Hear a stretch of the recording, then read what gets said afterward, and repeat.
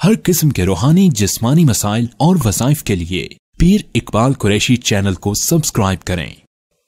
नहमदुहु व नुसल्ली व नुसल्लिमु अला रसूलिहिल करीम, अम्मा बअदु फ़अऊज़ु बिल्लाहि मिनश शैतानिर रजीम, बिस्मिल्लाहिर रहमानिर रहीम। जमादुस सानी की 9 तारीख का एक ऐसा अमल है जिसकी बदौलत आप हर किस्म के फितनों से, आजमाइशों से और शर से, बीमारियों से बचे रहेंगे। लोगों के हसद से, लोगों के बुग़्ज़ से आपकी हिफाजत रहेगी।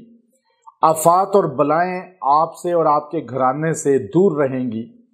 चूँकि इंसान ये चाहता है कि मुझे और मेरे अहले खाना को हर किस्म की बलाओं से, मसाइब से, बीमारियों से, आफात से अमन रहे।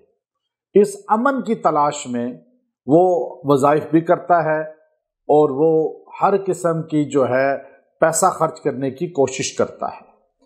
अल्लाह रब्बुल इज़्ज़त के यहाँ अगर इंसान कुछ दिन आमाल इख्तियार कर ले तो अल्लाह उसकी जान माल की हिफाजत फरमाते हैं। अपने घर वालों के लिए कि हमारे अहले खाना भी हर किस्म की आफात से महफूज रहें, ये बहुत ज़रूरी है। वरना इंसान जितना पैसा जमा करता है वो घर की परेशानियों और बीमारियों पे सर्फ हो जाता है। अब ये नबी अलैहिस्सलातु वस्सलाम ने हमें कुछ आमाल बताए हैं। अगर हम ये आमाल इख्तियार करें तो हम बीमारियों, परेशानियों से बच सकते हैं, जिनमें सबसे बड़ा अमल सदका है। सदका जो है वो आप अगर इख्तियार करेंगे तो आप बीमारियों और आफात से ना सिर्फ खुद बचे रहेंगे बल्कि अपने घराने की भी बचाव का सबब बन जाएंगे।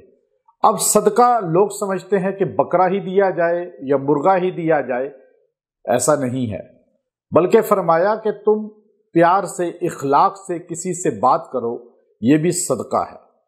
जो लोग खुश इखलाक होते हैं उनको बीमारियां, परेशानियां, आफात कम होती हैं। जो जितने बद इखलाक और लड़ाके होते हैं वो उतने ही और उनके घराने के लोग परेशानियों और बीमारियों का शिकार होते हैं। चूँकि नबी अलैहिस्सलाम ने फरमाया खुश इखलाकी जो है ये बहुत बड़ा सदका है।